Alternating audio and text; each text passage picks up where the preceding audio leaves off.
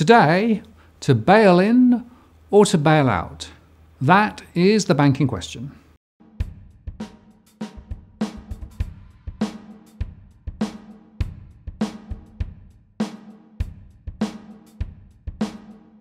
Hello again, I'm Martin North from Digital Finance Analytics.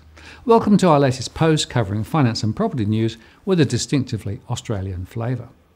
The Bank for International Settlements, the banker's banker, is worried by the current low interest rate environment, according to a new report from a committee chaired by our very own Philip Lowe, RBA Governor.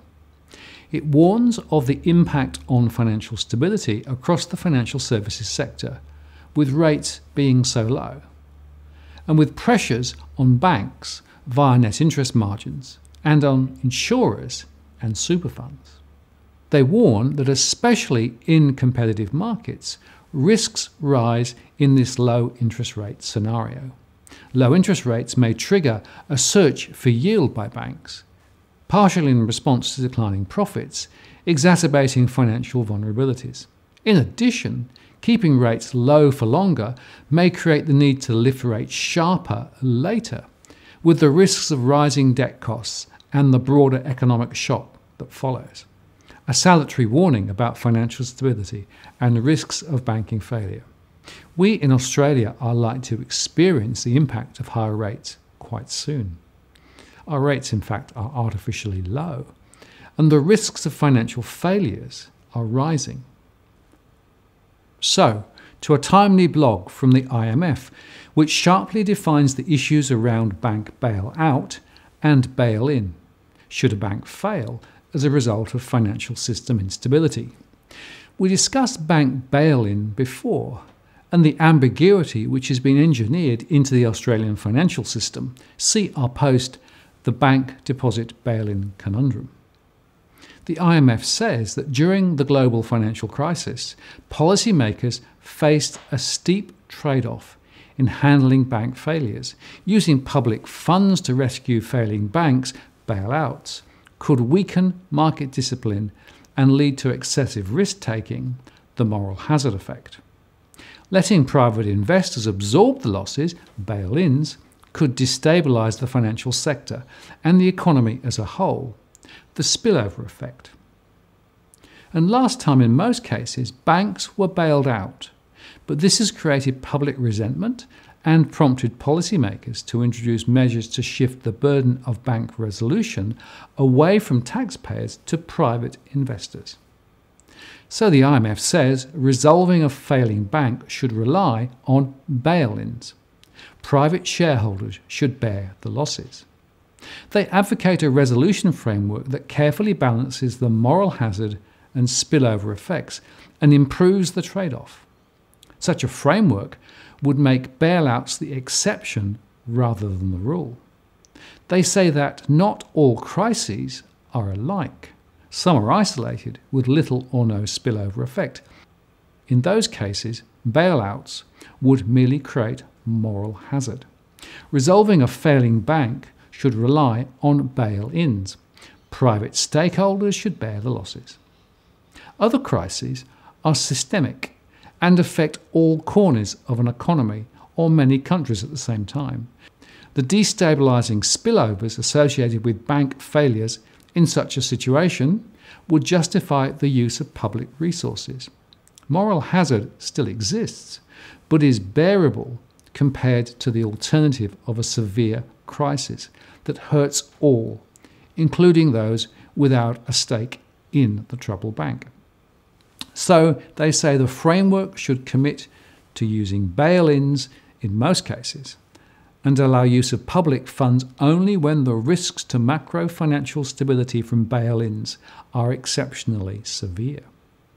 The best way to avoid such dilemmas is to reduce spillovers and the need for bailouts in the first place. This can be achieved through two mutually reinforcing mechanisms. The first mechanism is reducing the likelihood of crises and minimising costs should a crisis occur. This translates into having a more resilient banking system, less leverage and risk-taking, and more capital and liquidity. Then the odds that a bank may run into trouble are smaller. And if there is trouble, the banks can absorb the losses without help from the government. The second mechanism is making the bail-in option viable. The problem is that policymakers may make the promise to bail in a troubled bank, but in a crisis they may be tempted to bail them out. So people will not believe that bail-ins will happen and continue to expect bailouts. This, they say, is the worst of both worlds because it has spillover and moral hazard effects. So they ask, how do policymakers make a credible commitment that show there really will be bail-ins? First, ensure that banks have enough buffers to absorb losses and clarify upfront which investor claims, such as bonds and deposits, will, in the event of failure, be written down, and in what order. Second, only allow sophisticated investors who can understand and absorb the losses to hold these bail-inable claims. Third, improve systemic banks' resolvability by periodic assessments, living wills that spell out how the bank will be resolved, and domestic and cross-border drills to assess the impact of a threat. Then, turning to the other side of this trade-off, how do we limit moral hazard? Well, first, credibly commit to using bailouts only in exceptional cases and on a temporary basis, with a clear exit plan. Second, use public funds only after those that can absorb the losses have been bailed in. And third, recover those bailout funds after the storm has passed and ensure that all is executed in a transparent, accountable manner. Reforms since the crisis have improved the trade-off by seeking to make bail-ins a credible option and to make bailouts less likely. New frameworks, such as those in the United States and the European Union, introduce comprehensive powers to resolve banks, including through bail-ins. These measures also seek to contain spillovers from bail-ins by ensuring that banks have adequate buffers to absorb losses and aim to make them more resolvable via effective resolution planning. The IMF concluded, we support the ongoing reform agenda and stress that resolution frameworks should minimise moral hazard.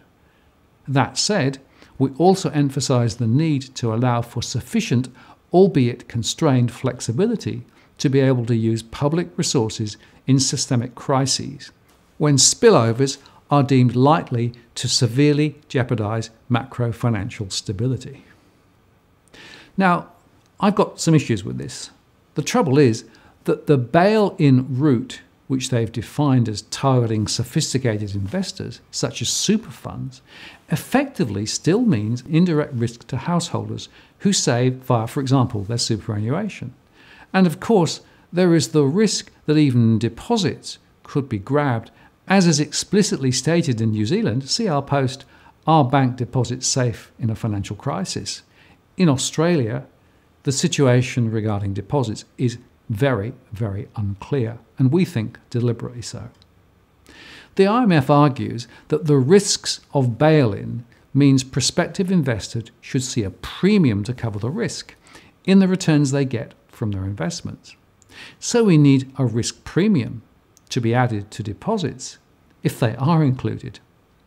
But it seems to me, in an attempt to deflect risks away from governments being forced to bail out a bank, once again, the end user of financial services products is effectively taking the risks and creating a moral hazard where banks and governments can pass the buck once again.